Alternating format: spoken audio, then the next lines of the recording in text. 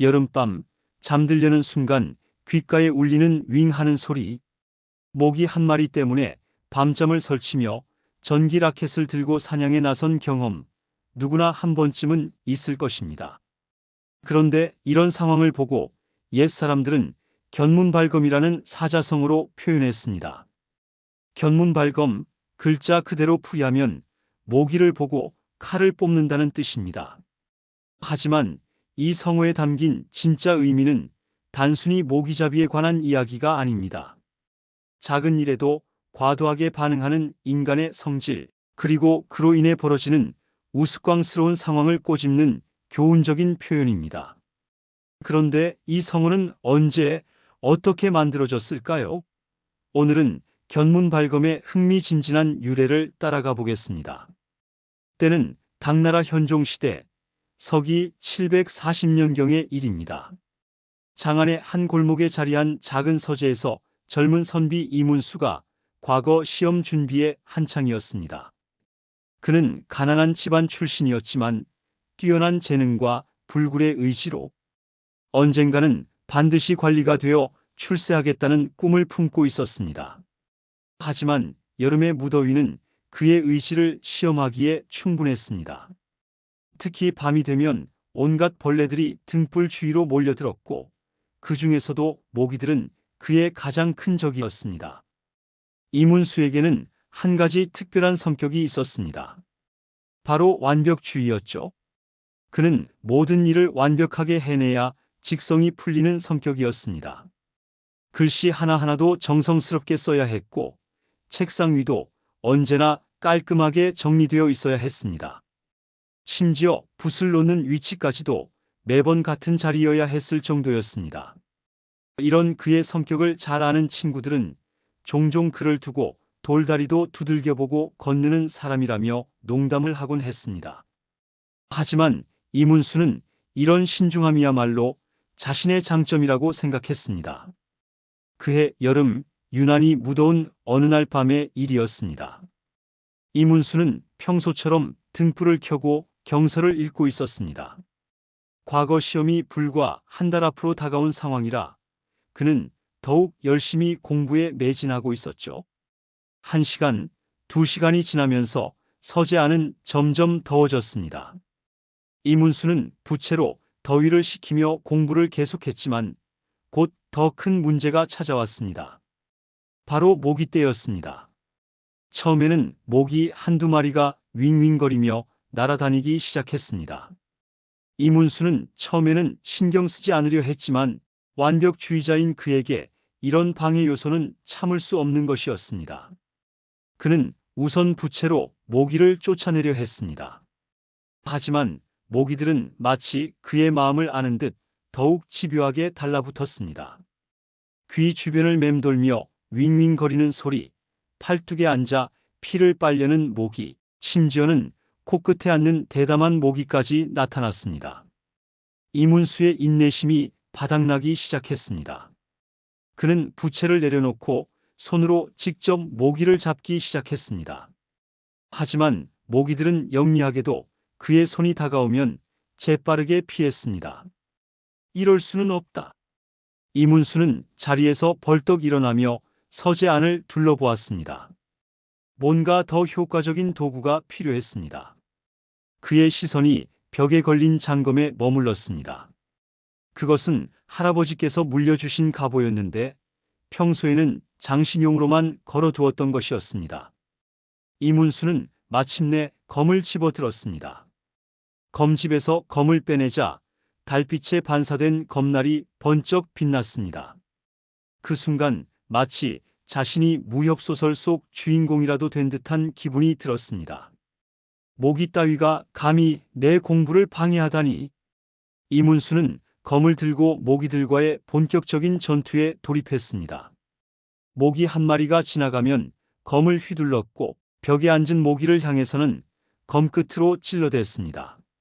하지만 결과는 참담했습니다. 검은 무겁고 모기는 너무 작고 빨랐습니다.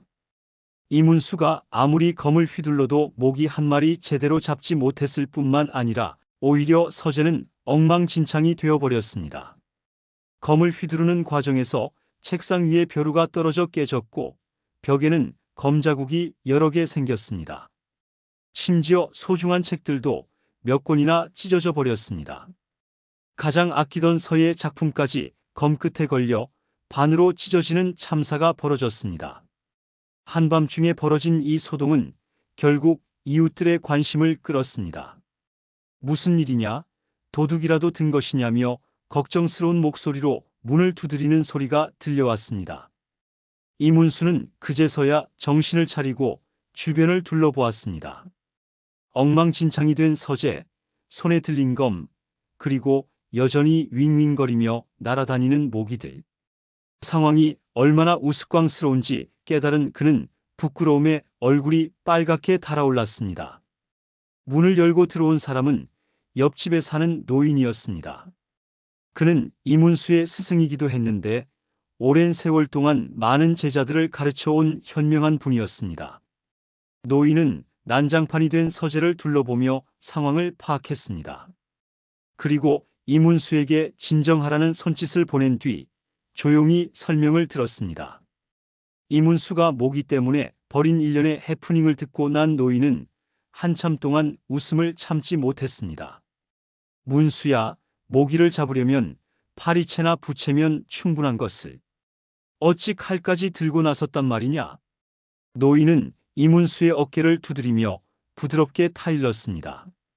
작은 문제를 해결하기 위해 과도한 수단을 사용하는 것이 얼마나 어리석은 일인지, 그리고 그로 인해 더 큰 손해를 입을 수 있다는 교훈을 차근차근 설명해 주었습니다. 이문수는 스승의 말을 들으며 자신의 행동을 되돌아보았습니다. 완벽주의적 성격 때문에 작은 방해 요소도 참지 못하고 극단적인 반응을 보인 자신이 부끄러웠습니다. 작은 일에 큰 힘을 쓰면 오히려 더 큰 손해를 본다는 스승의 가르침이 가슴에 깊이 박혔습니다. 모기 한 마리를 잡기 위해 검을 뽑았던 자신의 모습이 얼마나 우스꽝스러웠는지 깨달았습니다.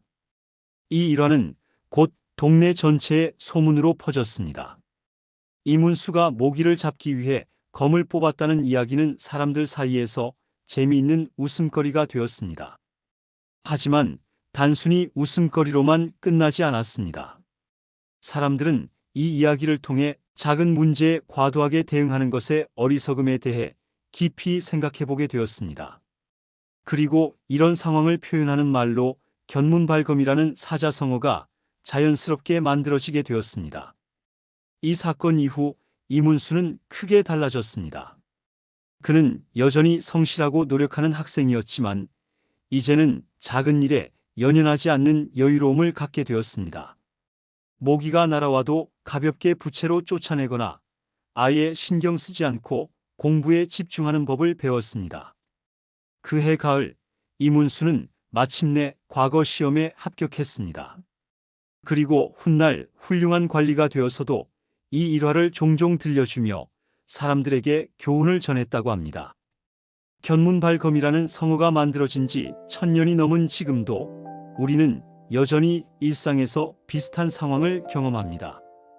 SNS의 작은 댓글 하나에 격분하여 긴 반박문을 쓰거나 사소한 실수에 과도하게 반응하는 모습들이 바로 현대판 견문발검이라 할 수 있겠습니다.